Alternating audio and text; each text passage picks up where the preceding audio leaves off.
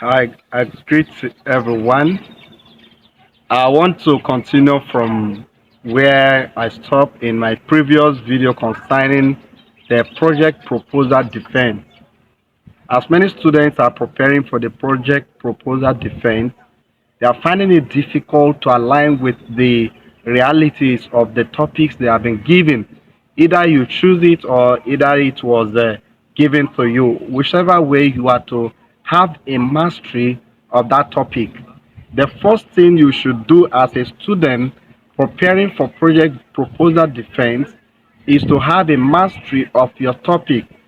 That simply means that you have understanding of that topic, saying the topic without looking at it, memorizing it to be perfect, memorizing it to be permanent in the memory, that you can say your topic without missing any word.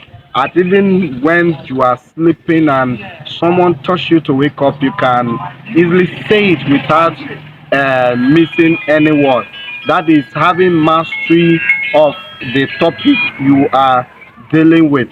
And when you have mastery of the topic you are dealing with, the next thing you should do is to know the variables you use.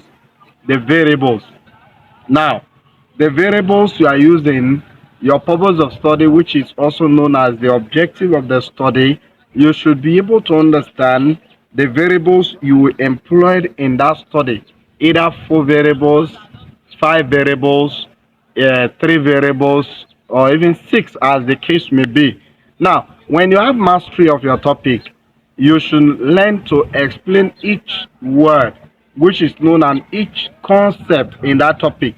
The words used, the concepts used, you should have understanding of the concept used in that topic in order for you to be able to explain to the panel perfectly. Because if you are standing before the panel to defend your topic, you are expected to explain that topic perfectly without missing word. In case a concept is asked, a word is asked, what is this on your topic? You should be able to tell them that topic, and that is why that is what makes you a final year student.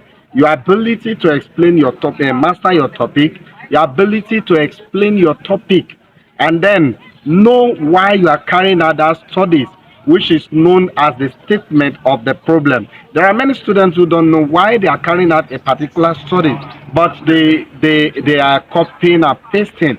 But whichever way, wherever you get your topic from, having mastered the topic, having a mastery of the topic, you should be able to explain why that topic was carried out, which is the statement of the problem. What happened and what are the efforts made and what prompted you? What gap did you observe that made you to carry that study? And then the scope of the study, which explains the delimitation. The scope is delimitation is different from limitation. Limitations are the barriers you encountered while carrying out the studies, while delimitation is where you want the work to end. Now, when you are preparing for proposal defense, your dressing, you should dress properly because dressing carries mark. Dress properly with your best dressing, and then the way you speak, the way you pronounce words, everything counts before the panel. And then when you are standing before a panel to defend the work, that your chapter two, if you read the chapter two, but during your defense, don't bother about explaining the chapter two, except they ask you a question. Then you move on to chapter three. Everything in chapter 3 is important in proposal defense. 3.1, which is the research design. What is the design of a work? The design is according to the work you are carrying out. Is it a descriptive survey design? A descriptive design is a survey design. The kind of design you are using for your study. And then your population. The population are the respondent, those who are responding to your study, or the futures or the characters that are responding to your study, your population. And then if your population is large, you will not be able to carry out the work, a study with the large population due to the limited time and resources available. Hence, you'll be expected to sample that population. The sample is just the subunit that you are using for that particular study. Maybe you have 1,000 for population and you want to carry out study with 1,000, you have no money, you sample it, you reduce the number to maybe 300 using sampling techniques like the Taroyamen formula and other sampling techniques. And having used that, you can then be able to carry out the study with few persons from that population. And then your instrumentation, the instrument you use for data collection, we have interview, we have different instruments, but then in most cases you are using the questionnaire as your instrument, which is divided into two, three, or any part, but in most cases divided into the two parts. We have the preliminary pages and we have other parts in that instrument.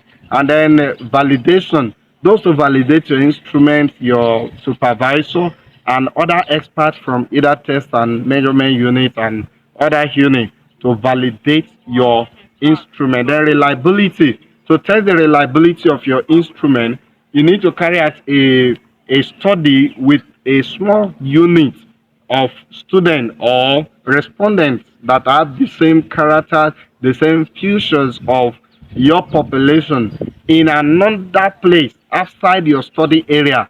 Maybe you are carrying out a study in Niger Delta University and you want to carry out a reliability test. You carry out a reliability test in Otueke or in Delta State University, Abraka, and the rest of them. And this then you can either you do one test or you do the test twice. If you are doing the test twice, it's called test retest.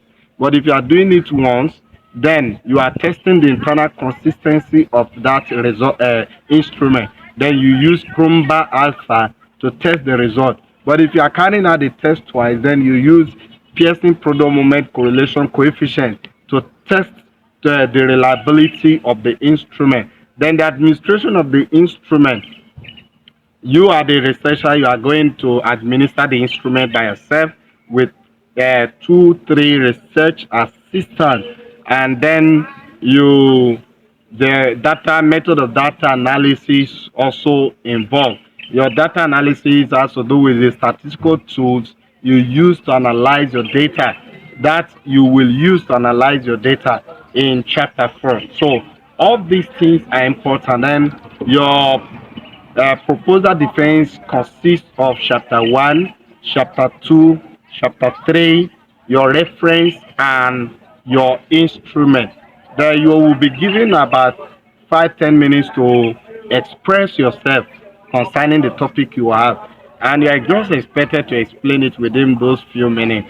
And you will not be talking long. You greet when you enter, you greet the chairman. Good day, Mr. Chairman. Either good morning, good afternoon, Mr. Chairman, if the person is a male. And other lecturers here present. My name is, not my names are. My name is. And then if the person is a lady, you will greet good day, the chairperson and other lecturers here present.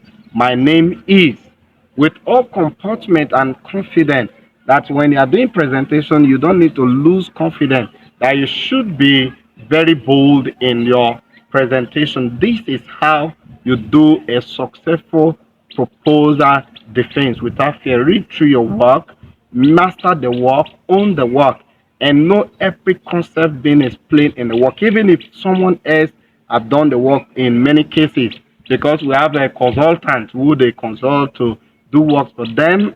In all cases, you should be able to master that work, own the work, practice the work, and do a perfect and thorough presentation without fear.